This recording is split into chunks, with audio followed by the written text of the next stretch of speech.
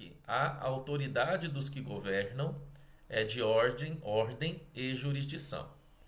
É de ordem quando exercida por oficiais individualmente, na administração de sacramentos e na impetração da bênção pelos ministros e na integração de concílios por ministros e presbíteros. Ponto, né?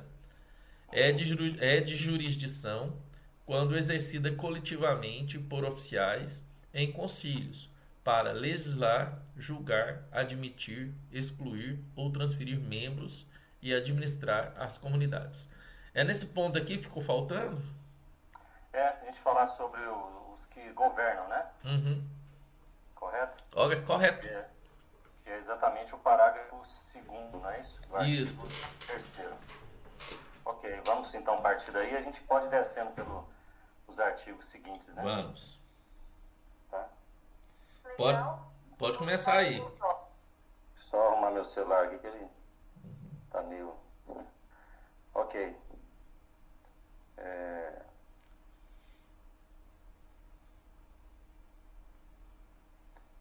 Vamos lá. Uhum.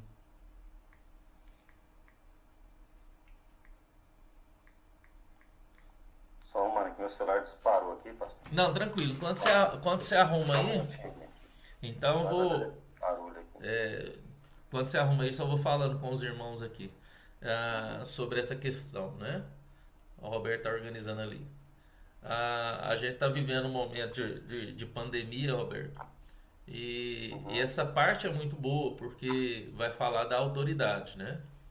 E a gente sabe que nós, como cristãos, nós precisamos, né, estar submissos às autoridades, né? E quando aqui fala de a autoridade dos que governam é de ordem e jurisdição, né, nós vamos entender, né, o que é isso, ordem e jurisdição, mas nós temos sobre nós, né, a igreja aqui, a quarta igreja, concílios maiores que têm jurisdição sobre nós, né? Nós temos aqui o PANA, que é o Presbitério de Anápolis. Ele é constituído por pastores das nossas igrejas, que são 15 igrejas em Anápolis, e por seus presbíteros, né? Seus representantes. Inclusive, na semana passada, nós encerramos uma reunião do conselho, né? Do presbitério. E o presbitério está abaixo do sínodo, né? Nosso sínodo aqui é o Sínodo Brasil Central, né? Que tem representante de igrejas, dos delegados, representantes, né? Que também está abaixo do Supremo Concílio. Então, a ordem, ela vem, né, do Supremo para o sínodo, para o presbitério, chega no conselho, do conselho chega na igreja, né? E assim sucessivamente, né? Nós tivemos um caso aí há mais ou menos 5 anos atrás que um membro da igreja tinha uma dúvida sobre essa questão de se eleição e designação de pastor, sabe? Porque ele não via no manual presbiteriano a questão da designação. Tipo assim, como se fosse um convite, né? Ele só via a eleição. E aí ele subiu para as instâncias superiores uma pergunta, né? Ele subiu um documento pedindo para que as instâncias superiores explicassem para ele, né? Porque ele só via a questão da eleição, ele não via essa questão como muitas igrejas estão fazendo hoje, né? O conselho pede a designação, né, de pastor para a sua igreja, e no pedido ele coloca que o pastorado do que o pastor está tendo é um pastorado bom, abençoadores que estão felizes, e a igreja está feliz com aquele pastor. Então o presbitério pega esse pedido, né, e fala, então vamos designar o pastor Camilo para mais um ano, né? Então muitas igrejas nunca fizeram eleição, muitas igrejas só faz dessa forma. Então esse irmão tinha dúvida. E aí ele subiu um documento pro conselho pro Supremo, pro presbitério pro sínodo, e chegou a resposta para ele. dizendo que é totalmente constitucional também essa forma de se manter o pastor na igreja, né? E aí teve várias outras coisas escritas, tal, né? Então, o artigo 34 parece que prevê assim, né? Prevê isso aí, né? uhum. O artigo 34 da nossa Constituição diz assim: a designação de pastores obedecerá ao que preceitua, né? Aqui a Constituição. A linha A, o pastor efetivo será eleito por uma ou mais igrejas pelo prazo máximo de 5 anos, podendo ser reeleito, competindo ao presbitério julgar as eleições, né? E dar posse ao eleito. Então, a igreja pode designar, né? Pedir designação, né?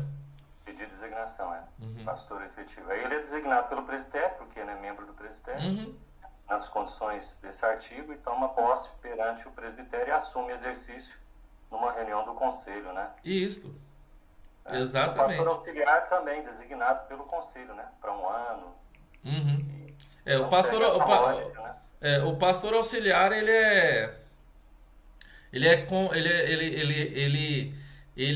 é convidado pelo pastor efetivo, mas é endossado pelo conselho, né? O pastor efetivo mostra a necessidade, convida, e o conselho, né, endossa essa questão. Tanto que ele é empossado, né? Pelo pastor, né? Isso. Do conselho, né? Exatamente. Exatamente. Exatamente. Aí vem o pastor, aí tem evangelista, missionário, né? Cada um com sua forma de empossamento, nomeação, designação. Amém. Ok. Vamos lá? E se os irmãos tiverem alguma pergunta, pode escrever no chat aí, irmãos. Então vamos iniciar a aula de hoje, então. O Roberto pode começar aí, Roberto, a parte que você gostaria de frisar. E eu já vou abrir na minha Bíblia aqui também, que eu estou querendo frisar algumas coisas também. Perfeito. Bom, irmãos, então, nosso artigo 3º aí vai falar sobre governo, né? Nós falamos sobre os que são governados e agora os que governam, né? Esse poder, né, essa autoridade, né, que o artigo 3º fala, ele reside em 2 fontes, basicamente, né, que a gente viu. Os que governam, os que são governados, né? Tá bem claro no artigo aí. E os que governam, eles exercem esse poder, né? E essa autoridade através dos concílios. Os concílios são o conselho, o presbitério, o sínodo, né? E o Supremo Concílio. E esses que governam, né? Eles são designados são chamados, né? Presbíteros docentes e presbíteros regentes. O mandato, por exemplo, de um presbítero regente, seu ofício, ele é concedido pela própria igreja local, que é o presbítero, né? Mesmo, né? Pela igreja local, por meio de uma assembleia geral extraordinária, que é convocada para esse fim, né? O mandato e o ofício do presbítero docente, que agora já o pastor, certo? Vai derivar do presbitério, do qual ele é membro. Acho que a Constituição até diz que ele é membro nato, né? Do presbitério. O presbítero regente, que é o presbítero eleito pela igreja, ele não é membro do conselho, ele é membro da igreja. Certo, irmãos? E é a razão pela qual o mandato dele é temporário, embora o ofício ser permanente. Então o exercício dele dura 5 anos, mas o ofício dele é vitalício, né? Então a função e o ofício do presbítero docente, ao contrário do regente, né? E os irmãos, eu acho que já entendem essa diferença, né, pastor? Acho que a gente, falando aqui pelas aulas passadas, né, a gente frisou bem isso. Pode frisar de novo, né? Porque o presbítero e o regente são os irmãos que são eleitos pela igreja, né? Para estar na questão de administração da igreja junto com o pastor. E, na verdade, irmãos, a palavra presbítero, ela traz a significância, o significado de pastores. Então, nós temos pastores docentes e pastores regentes. Os presbíteros regentes são pastores é, eleitos pelos irmãos para a representar a igreja nos concílios. Né? E os pastores docentes, presbíteros docentes, são os pastores Ministros. que é isso, ministros da palavra, que deixaram a sua vida secular lá fora para dedicar integralmente ao pastorado de uma igreja, né? Que foram para o seminário e se prepararam e estão dedicando exclusivamente e integralmente ao pastorado de uma igreja. Isso, e o ofício do pastor, do presbítero docente, que é o pastor, o ministro, é permanente, e a não ser que ele seja deposto ou exonerado nos termos da nossa Constituição, né? Acho que é o artigo 48. Então, prosseguindo, irmãos, os que são governados, né? Que aí a gente falou deles, né? Eles exercem assembleia, né? Apenas o poder de voto, né? Pois a Constituição nossa não confere direito de legislar. Essa prerrogativa, né, de legislar já são dos concílios, tá?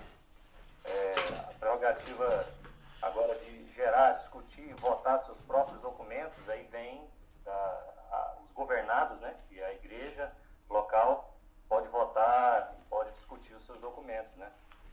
Agora, discutir a Constituição, por exemplo, o estatuto, a igreja local vai apreciar isso. Mas agora, a Constituição da IPB, para ser feita uma alteração nela, é necessário os representantes dos concílios, tá bom? Isso está previsto na nossa Constituição. Então, os que são governados, eles têm esse poder de voto, de reunir e apreciar. Agora, eles não têm poder de disciplina e nem poder de legislar, tá bom? Só fazendo acrescentando isso aí da nossa aula passada, né?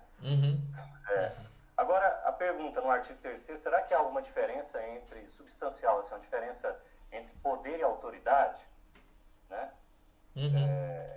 Será que a Constituição da nossa igreja quis trazer alguma diferença quando ela previu isso aí, né? O artigo 3º, né? Poder da igreja e autoridade. Governo, depois para a primeira, a autoridade, né? Eu fui pesquisar, né? E parece que dá uma ideia de que poder é algo impessoal, né? Reside mais na instituição, né? Como se fosse o governo, né? O poder. Então, os governos vão passar, né? Os governantes passam, mas o governo fica. O que eu percebi, Roberto, eu vejo sobre isso e já estudei, é que esse artigo que diz que poder da igreja reside em duas fontes, né? Por exemplo, poder e autoridade, e isso tá até também tem uma constituição comentada por um pastor, também muito conhecido e perito. Ele diz que os que governam e os que são governados, por exemplo, os que governam, eles estão nos concílios, né? Por exemplo, conselho, presbitério, sínodo, supremo concílio. E os que governam são designados presbíteros docentes e presbíteros regentes, como nós conversamos, né? E o mandato desse presbítero regente e o seu ofício são concedidos pela igreja local, por meio de Assembleia Geral Extraordinária, convocado para esse fim. Aí onde está o poder, né? O poder da igreja em eleger seus representantes, né? O poder que é dado por Deus para esses homens, né? Nas questões da igreja, né? A questão do mandato e do ofício do presbítero docente, então deriva do poder dado por Deus e depois pela autoridade maior, que é o presbitério, né? No qual nós, pastores docentes, né, presbíteros docentes, somos membros do presbitério. A minha família, por exemplo, a Cássia, a Ana Luísa e a Carolina, são membros da igreja. Eu sou membro do presbitério, né? Então, o presbítero regente, ele não é membro do concílio, mas ele, igual você falou aí, ele é membro da igreja, né? A razão pela qual o seu mandato ele é temporário, né? Embora aí, o seu ofício é permanente. É aí que eu queria chegar, exatamente. Quem governa, o governo em si, né? O poder que gera o governo, ele é impessoal. Ele reside numa fonte maior, né? Os governantes, quem vai governar, os presbíteros, né, docentes e regentes, esses vão passar, né? Vão cumprir seu exercício, seu período, seu mandato. Eles vão passar. Até o pastor que tem um cargo vitalício, vamos dizer assim, no pastorado, permanente, né, que é o termo usado, um dia ele vai para a glória, enfim, né, vai passar, ele não vai mais estar à frente. Mas o governo de Deus, a autoridade, o governo de Deus, o poder de Deus, que é impessoal, que está acima de todas as coisas, ele permanece. Então, então essa diferença do poder, né, do governo e de quem é governado, de quem governa melhor, né? Então o governo fica, mas os governantes passam, entendeu? A ideia, o governo fica, porque vem de Deus, mas os governantes passam. E aqui é muito interessante para a gente levantar uma questão sobre a humildade de quem exerce o cargo, né? Não pode se arrogar de autossuficiência, de prepotência, não é? Quem está governando, quem está exercendo esse cargo, né?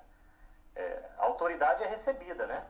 Ela pode ser por uma vocação, né? Por um ofício vocacional, e pode ser derivada da delegação que recebe também. Mas esse espírito de entender que essa soberania, né? Deus é soberano, né? Não sei se estou lendo um livro aqui, se os irmãos podem ver, do A.W. Pink, sobre a soberania de Deus, fala exatamente essa questão, mostrando que o governo de Deus está sobre todas as coisas. Ele é o governante, né, de todas as coisas. Ele é o governo maior. Então nós, governantes, ou aqueles que exercem autoridade e poder sobre o povo de Deus, o fazem de forma transitória e delegada por Deus, né? Então, eu até queria falar um pouco sobre isso, né? A gente tem que ter um modelo de liderança, né, pastor? A gente não pode se arrogar de ter um cargo na igreja e achar que a gente vai submeter os outros a uma perfia, né? A nossa própria lei, a nossa própria forma de ver as coisas, né? Porque essa questão não não é de não tem respaldo bíblico, né?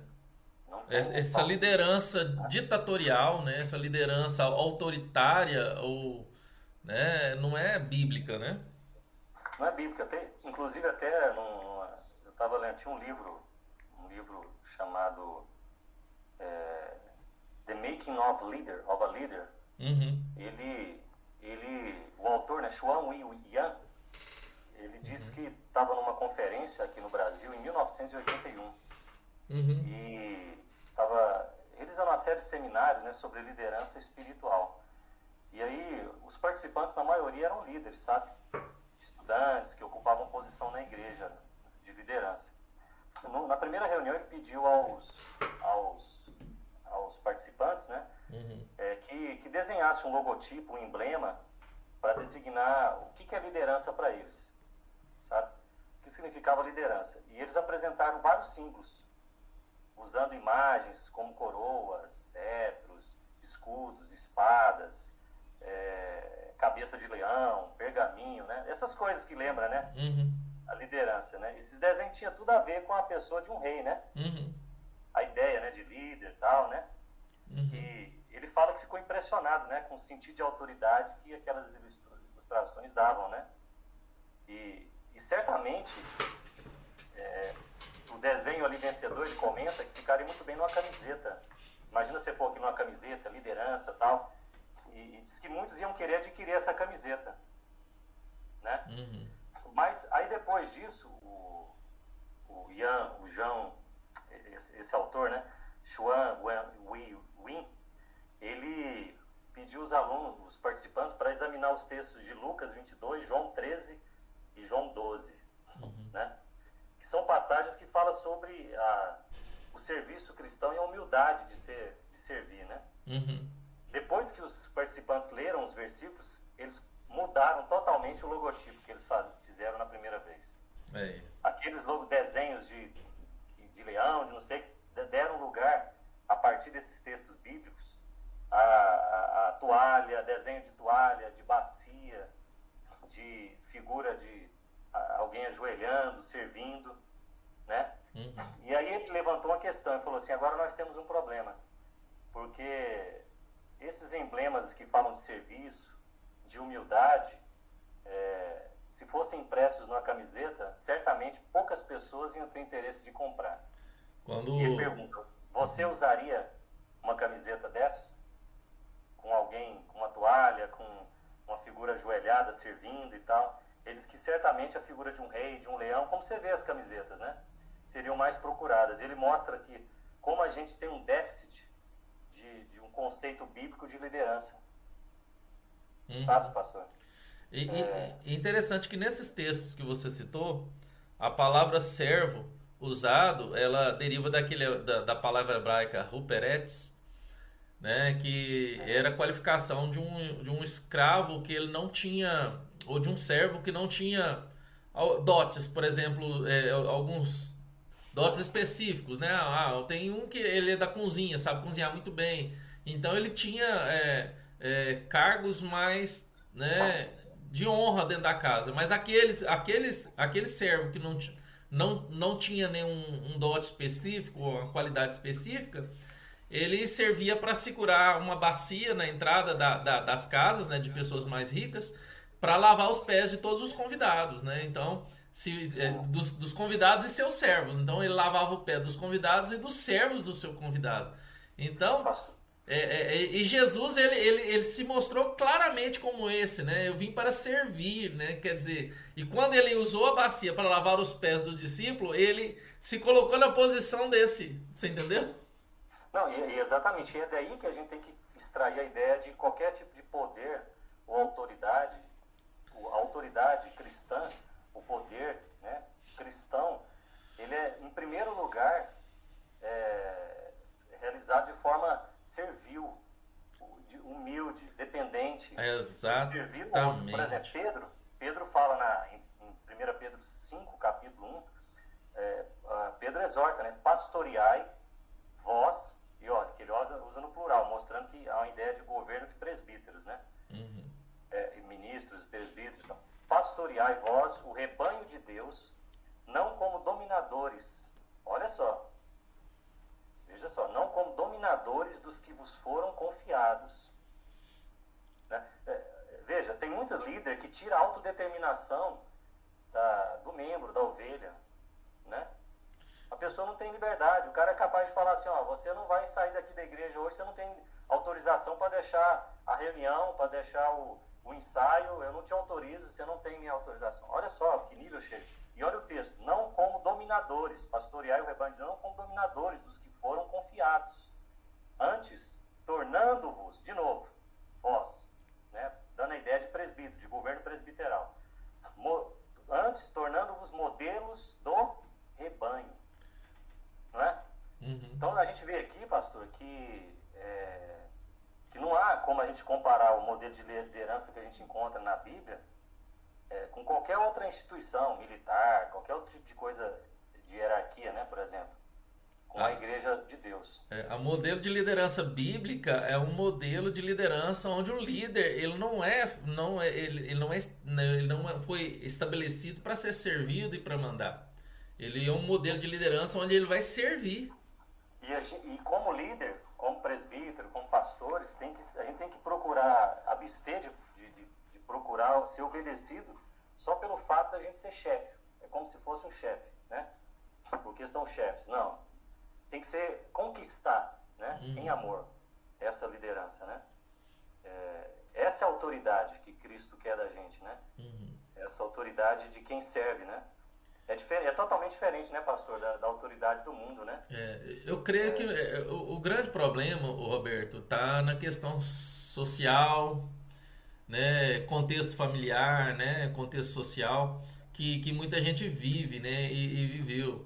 Então ele traz para a vida espiritual aquilo que ele entende do mundo, né? A cosmovisão dele secular, ela começa a ser a mesma cosmovisão cristã, Isso. né? Importa, né? Importa A visão de mundo, né? Então, quando ela olha para a igreja, ela vê o pastor, né, como o patrãozão, né, o chefe, né, os presbíteros ali como, né, o segundo escalão depois do pastor, né, e aí vem os diáconos, né, e aí vem depois os membros, né? Na liderança, na exatamente. cosmovisão bíblica, na visão de cristã, né, todos nós servimos uns aos outros, só com funções diferentes, né? Todos nós vamos glorificar a Deus, né? Com, com o título, mas sabendo que a responsabilidade de servir, quanto maior, entre aspas, né? Quanto maior o título, né? O cargo, mais responsabilidade de servir eu vou ter. Né? Não tem essa Exatamente. questão, né? De, peraí, primeiro é o pastor, o patrão. É interessante. Eu conheci uma igreja, Roberto, que que tudo que fosse sair da igreja ou que fosse, a pessoa ligava pro pastor, você entendeu? Ah, pastor, vai acontecer isso, o senhor faz isso, o senhor, né? Tipo assim, vai ter me empresta mesa, me empresta cadeira, eu vou pegar uma panela, né? E não tem, não, tudo bem, eu sei que é respeito, mas a gente olha para a igreja como uma questão de serviço, né? E a gente vê, não, a junta diaconal, ela zela pela igreja, né? Então, essa é a função da junta, né? Zelar pelos bens, patrimônios da igreja. Aí nós temos, por exemplo, aqui na quarta igreja funciona muito bem, que é o ministério de cozinha, né? Temos a irmã, a chefe da cozinha, que é a Vani, as irmãs que auxiliam. Então, peraí, ela que, né, vai prestar conta para a junta diaconal de todos os utensílios da cozinha, né? O Marcos Coelho, um tempo atrás, está precisando fazer de novo, né? A gente fazer todo o inventário de tudo que a igreja tem, né? Para zelar, para cuidar, E né? aí, E pastor, para servir um ao outro. exatamente, pastor. E aí eu acho que é a mensagem que a gente tem que deixar para os irmãos, e a gente como líder, né, que trabalha, serve, renuncia finais de semanas para estar com os irmãos, né, ensaiando, cuidando da igreja, enfim. É claro que é uma renúncia no sentido de serviço por amor, né? Não é nenhuma uma renúncia porque é pesado, não, mas o que a gente tem que entender é que na igreja do Senhor Jesus, todos nós, presbíteros, pastores, líderes de departamento, outros líderes de outros trabalhos, evangelistas, líderes de louvor, irmãs da SAF, irmãs da cozinha, departamento de criança, todos são iguais em dignidade, em honra, em respeito. Não há diferença nesse ponto, né? A única diferença que há é em funções. Uhum. Funções, a dignidade, o respeito, é o mesmo. Então, pastor, eu fico assim muito sentido quando eu vejo um irmão que tem um certo um sentimento de inferioridade, ou fica assim tímido demais, quando, né, parece que não se sente amado, acolhido, e deixa uma percepção mundana entrar no seu conceito de liderança, né? Uhum. Não abraça, não veja assim, né? Não é assim que a igreja do Senhor Jesus deve funcionar. E eu O vejo sistema, até, eu vejo até outra questão, Roberto. Eu tava até conversando com a irmã Luciene aqui da SAF, né? Que a gente líder, assim, a gente, querendo ou não, a gente sofre demais com esse momento de pandemia, né? Principalmente com esse negócio do novo decreto, agora que proibiu tudo de novo, né? Então, exatamente. a gente que é líder, a gente quer ver as coisas acontecer, a gente quer realizar os eventos, a gente sente essa necessidade, né, de ver as coisas acontecer, né? E a gente vê, assim, os liderados, alguns, né? Eles não conseguem compreender, né, a situação, né? Então, eu estava até conversando com ela aqui agorinha, com a irmã Luciene, que a gente deve descansar nessa soberania de Deus, saber que Deus proporcionou e tem cuidado da gente nesse momento, e entender que nós temos que ser submissos também a essas autoridades sobre nós impostas, né? E basta nós, como igreja, sermos obedientes, né? E porque a gente sabe que na obediência há bênção, mas que na desobediência há o castigo, né? Há de fato a disciplina do Senhor. A disciplina do Senhor, né? E aí, aí é onde que esqueci o nome do pastor que comentou toda a Constituição. Ele fala que não há diferença substancial entre poder, que está no artigo 3 ou no artigo 3º, e autoridade, que está no artigo 69. Né? E ele fala assim, imagina-se que o poder seja impessoal, residindo na instituição, como, por exemplo, no governo. Né? Os governantes passam, o governo fica. A fonte do poder continua. A autoridade pode ser nata ou concedida. Né? Nata quando o titular a possui por vocação e ofício vocacional, como médicos, cientistas, artistas, né? Então, e até pastores, né? Porque eu vejo que o chamado para pastor é vocacional. E tem que ter vocação para ser pastor, né? Tem que ter vocação para ser presbítero, tem que ter vocação para ser diácono. E a Bíblia fala isso aqui, ó, em 1 Timóteo, capítulo 3, dos versos 1 até o verso 7, fala aqui dessa questão das qualificações dos presbíteros, né, e diáconos, né? Porque a palavra presbíteros também ela pode ser substituída pela palavra bispo. Né? Bispo, presbítero e pastor é a mesma coisa, né? E olha aqui que Timóteo fala. Em 1 Timóteo 3, de 1 a 7. Fiel é a palavra. Se alguém... Nós vamos trabalhar esse texto quando a gente for falar especificamente, né, dos presbíteros, né? Mas é só para ler mesmo. Se alguém aspira ao episcopado, excelente obra almeja, né? Então, depois a gente pode trabalhar isso aqui, porque senão...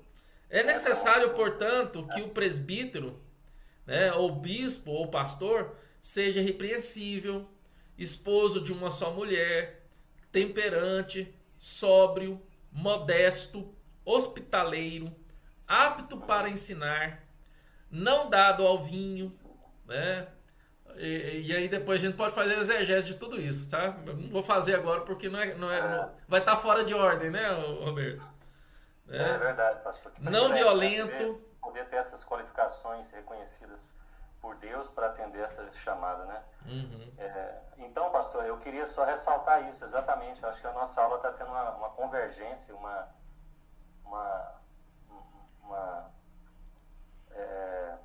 harmonia, né? Naquilo que você está expondo, e eu estou colocando aqui também, sobre essa posição do líder, né? Da autoridade na Bíblia, quando a gente é o parágrafo 2º, então, olhando para a ordem e jurisdição, né? Uhum. Essa ordem e jurisdição exerce pelas autoridades da igreja, que são os presbíteros, os pastores, tem que ser feito com base em Mateus 20, pastor. Né? Mas Jesus lhes disse, os reis dos povos dominam sobre eles, e os que exercem autoridade são chamados benfeitores. Não é assim entre vós. Olha só, pastor. Não é assim entre vós. Vocês não vão dominar sobre ninguém. Uhum. Né? Vocês não vão exercer autoridade como o mundo exerce. Uhum. Né? Como é que a gente pode, né, pastor? Aí a gente olha assim... É tipo, nós temos um exemplo aí, né, assim, não é falar mal não, mas nós temos um exemplo aí, né, vamos falar do Bolsonaro, né? Eu sou o presidente, aí xinga, né? Eu que decido, eu que mando nessa, né? É chefe, né? É chefe. O chefe, ele não arrasta ninguém, ele manda, né? A lei que prevê lá que ele é chefe... É o chefe de Estado, né? Chefe de Estado, chefe de governo e pronto, né? No Brasil as duas coisas são acumuladas. Gente, eu já estou gritando aqui, meu Deus, misericórdia. Então, agora, pastor, interessante a análise. Desculpa. Como que a gente pode aplicar esses princípios de liderança e autoridade cristã, né? Cristã, como a gente acabou de ver Jesus falando, né? Uhum. Dentro desse sistema colegiado de governo, né? Uhum. Alguém vai se destacar por uma pregação mais eloquente, outro pela sabedoria, pelo conhecimento bíblico, outro pela capacidade administrativa, né? Um vão ser mais comunicativos, outros vão ser mais reflexivos. Uhum. Mas todos, olha pra você ver, independente disso, todos têm que se submeter individualmente ao outro, Uhum. ao grupo, né? Porque, veja, se cada presbítero, individualmente, ou cada pastor, individualmente, não é capaz de ser liderado, como é que ele vai ser capaz de liderar adequadamente? Uhum. Fica a pergunta aqui, irmãos. Muitas pessoas não se submetem à liderança de jeito nenhum. Uhum. Não quer, não acha, faz 1000 críticas, 1000 observações. A pergunta é, essa pessoa tem condições de liderar? Porque esse é o primeiro princípio. Quem lidera tem que saber ser liderado. Uhum. É por isso que eu semeio, pastor, por exemplo, nós temos uma amizade muito antiga, né? Uhum. Eu e você. Assim, talvez até a nossa idade seja próxima, né? E, no entanto, eu te chamo de pastor. E muitas vezes de senhor. Né? Pelo respeito, consideração. Não é demagogia nem nada. Mas é porque eu entendo que eu estou sendo pastoreado, né? Por você. Então, para mim isso está muito claro. Eu estou numa posição de ser liderado, de ser conduzido, né? E eu sei que é isso feito de forma sacrificial pela sua vida. Né? Como pastor, como ministro do Evangelho e pastor da igreja. Então, você vê, quem quer liderar tem que aprender a ser liderado. E por isso que o princípio básico da autoridade cristã é aprender a ser liderado e servir o tempo todo. Roberto, eu estou vendo as nossas aulas, né? Os irmãos estão acompanhando, estão percebendo. Às vezes, quando a gente fala de manual presbiteriano, de Constituição, as pessoas acham, não, só vai falar sobre lei, só vai falar sobre código, artigo, só vai falar sobre inciso, parágrafo, né? A linha, né? A linha, parágrafo, inciso. Cara, mas a nossa aula tem sido tão bíblica, né? A gente tem trazido tanta Bíblia para a nossa aula, nós temos trabalhado a Constituição, mostrando na Bíblia e mostrando, nós estamos dando exemplos práticos, né? Eu vejo que a riqueza da nossa aula, né? Meu Deus, que maravilha. Né? E eu tô separando e colocando tudo numa lista, sabe? Direitinho, na ordem, para que fica fazendo parte da biblioteca digital da igreja. A igreja tem uma biblioteca digital. Que legal. Que bênção, viu, Roberto? Isso perpetua essa aula, né? E a gente pode depois rever o que os irmãos e ser abençoado. E os nossos netos, quem sabe. Deixa eu ver o vovô falando lá, o bisneto, tataraneto. Quem era o vovô? Quem era, né? A tia que deu aquela aula. Enfim, isso é maravilhoso, né? Quando a gente tem essa oportunidade. Né? Hoje a gente tem para ver a história da igreja. Quando a gente aprende no seminário, vou falar alguma coisa aqui para os irmãos, né? A gente aprende no seminário que quando a gente vai pastorear uma igreja, por exemplo, vamos supor que eu cheguei hoje na quarta igreja. Eu vou ser pastor a partir de hoje. A primeira coisa que eu devo fazer antes de tomar qualquer decisão, qualquer coisa, ler todas as atas da igreja, desde a primeira. Ler. Pega essas atas e vou lendo, para saber a história da igreja, para saber o que aconteceu no passado, né? Então, assim... Conhecer a realidade, a necessidade, enfim. Apurar, exato. E agora a gente tem a oportunidade de ter um acervo digital, né? Que bênção, né? Por exemplo, a quarta igreja, né? Ela já tem um acervo digital. Né? Então, assim, vamos supor, um futuro pastor, eu quero ver como é que era a dadas escola dominical, pregação, como é que era a liturgia, ele vai lá no YouTube da igreja, no canal da igreja, lá tem tudo. Exatamente, tá muito fácil, né, pastor? Bem fácil para encontrar e, enfim, poder rever as aulas, né? Quer fazer um estudo fora de época, vamos dizer assim, né? Pega lá o material, eu queria ver sobre presbiterianismo. Tem lá o acervo, pode assistir as aulas todas. Roberto, só pra gente encerrar a aula de hoje, eu queria só trazer de forma mais. E aí eu vou. O que o pastor. Gente, eu não tô lembrando o nome dele, gente. Eu não vou pesquisar aqui, mas o que ele escreveu dessa questão de ordem e jurisdição, né? Por exemplo. Onésio Figueiredo. Você conseguiu esse material também? Ele escreve aqui, ordem, né? Direitos e obrigações permanentes, estabelecido por leis, funções inerentes a um cargo legalmente constituído, né? no caso eclesiástico, são as funções atribuídas decorrentes da ordenação e consequente investimento na função para o qual o ministro foi ordenado. Por exemplo, né, presbítero regente, por força de ordenação, torna-se membro do conselho e com direito de representá-lo nos concílios superiores, bem como distribuir os elementos eucarísticos, né, que é a ceia. O pastor, em função da ordenação, recebe atribuições inerentes ao seu ministério: aplicar o batismo, celebrar a ceia do Senhor, impetrar a bênção apostólica e realizar casamento religioso com efeito civil e supervisionar a liturgia da igreja. Artigo 30, em seus incisos, né? Ordens são aquelas previstas na CIPB, né, que é Constituição da Igreja, né? Ordem da disciplina e o Isso. Então, olha que interessante isso aí, né? Questão de ordem, né? Questão de ordem, ela dada apenas... Fica simples, pastor, se a gente fizer a diferença, né? Os irmãos estão aí acompanhando o texto. A ordem exerce individualmente, de per si, pela a função de cada ministro, cada presbítero. Entregar lá a ceia, tal, o ministro ministrar a ceia propriamente dito, né? O presbítero ali ajudar nessa celebração. Aí a gente... Roberto... Só fazendo a diferença, né? E jurisdição, quando é feito de forma, a partir do conselho, dos concílios, né? Que aí são atribuições exercidas pelo conselho, por exemplo, da igreja. É jurisdição, certo? De ordem, quando exerce no culto lá, o pastor ministrando a ceia, a bênção apostólica. Então, essa é de ordem, essa autoridade. A autoridade de jurisdição, quando está reunido em concílio, aí tem até o próprio, esse pastor, né, que faz esse comentário, fala, executa aqueles poderes de legislar, julgar, de excluir, de administrar, de transferir membros, né? Ele fala aí, né? Você está com ele aberto aí.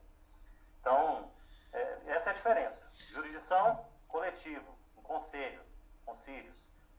E ordem individual, pelos ministros. Olha que legal isso aqui que o Onésio... É Onésio mesmo, isso mesmo. Olha que legal que o reverendo Onésio colocou aqui, quer ver? A autoridade jurisdicional dos concílios é específica de cada concílio, mas com grandes poderes eclesiásticos, canônicos, espirituais. Você explicou muito bem isso na aula passada, essa questão espiritual. E administrativos. Olha o que ele coloca depois. Não sei se você está vendo aí. Pelo seu. A porta legal de entrada na igreja e de saída dela é exclusivamente o conselho, que faz por meio do sacramento do batismo e dos exercícios da disciplina, valendo-se do poder das chaves. Aí é que ele usa Mateus 18, 18, Mateus 16, 19 e João 20, 23. Onésimo, pastor Onésimo, né, que agora já está na glória aí, né? Quem tem no YouTube aí um testemunho dele, ele realmente, assim, era um pastor que conhecia muito a Constituição, os manual da igreja, e ao mesmo tempo um pastor muito ativo, muito que praticava mesmo, que estava ali atuante, fazendo a igreja ser fervorosa, ser alegre, ser uma igreja que serve, né? Você vê, uma coisa não anula a outra, né? Tem muita gente que fala, você é muito legalista, fica muito preso no manual. Não, mas o Onésimo, que comentou a Constituição, que mais comentou a Constituição, fez comentários de todos os artigos do Código de Disciplina, a vida e a história dele conta que a piedade, o temor dele e a observância dele, né, também no manual da igreja, ajudou ele a fazer um trabalho maravilhoso, a responder sua vocação, seu chamado de modo extraordinário. Quem conhece a vida dele sabe, vai poder ver aí no YouTube aí, ver como esse homem serviu a igreja brasileira, né? E contribuiu para que a igreja do Senhor Jesus pudesse pregar o evangelho e crescer, enfim. Então, é isso mesmo, a porta legal de entrada na igreja e saída dela é o conselho, né? E, excluir membros, aceitar membros, né? Submeter a análise de presbíteros, se tem condições ou não, enfim, tantas coisas, o conselho é a porta legal de entrada. Essa autonomia que ele fala da igreja local, né? Né? Os irmãos podem anotar os textos bíblicos aí, Mateus 18, 18, Mateus 16, 19 e João 20, 23, né? Roberto, que bênção. Você tem mais alguma coisa a considerar para a gente encerrar o capítulo 1? Pastor, a gente pode encerrar mais ênfase, só mais uns 2 minutos, para a Uhum. gente deixar muito claro que a autoridade cristã ela é feita em serviço, né? Eu tenho uns textos aqui que a gente conclui, né, que esse desejo de ser o primeiro, a autoridade, o líder, querer ser o primeiro, isso não é cristão.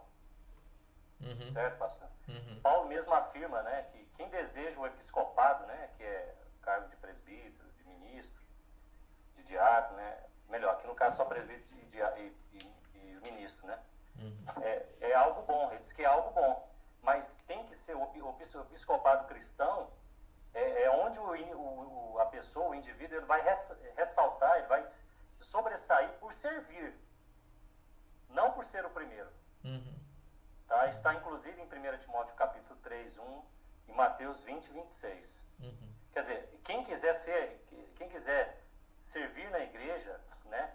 Quem quiser ter essa autoridade que a nossa Constituição está falando, né? De ser um presbítero, de ser um ministro, ele destaca por serviço, por ser submisso aos outros. Até João escreve, né? Dizendo que o presbítero, o Jonas, que se qualifica também como presbítero, ele escreve, né? Dizendo que a Gaio, né? Eu acho que é Gaio, e informa que acerca de um tal de Diótrefes, lembra desse texto? Uhum. Terceira João, ele diz que um tal de Diótrefes, né? Que gosta de exercer a primazia entre eles, Uhum. quer ser o melhor, que não lhe dava acolhida, não acolhia João, Uhum. e proferia palavras maliciosas contra ele, e expulsava da igreja os irmãos que desejavam acolher os seus mensageiros. Uhum. E depois desse relato, né, ele conclui, ó, não imites o que é mal. Uhum. Então, assim, parece que esse procedimento, ou seja, de querer ser o melhor, já era repulsado, vamos dizer assim, né, Uhum. pela igreja do primeiro século, né, a igreja neotestamentária, né. Não imites o que é mal, né, João falando, né. É. Então, o primeiro é o desejo de primazia, essa coisa de querer ser o melhor, não dá. É o verso 11 de 3 João. Amado, não Verso imites o que é mal, senão o que é bom. Aquele que pratica o bem procede de Deus. Aquele que pratica o mal jamais viu a Deus. Exato, pastor. Era isso. Acho que é suficiente, tá bom, né? A gente acho que avançou bastante. Amém. E hoje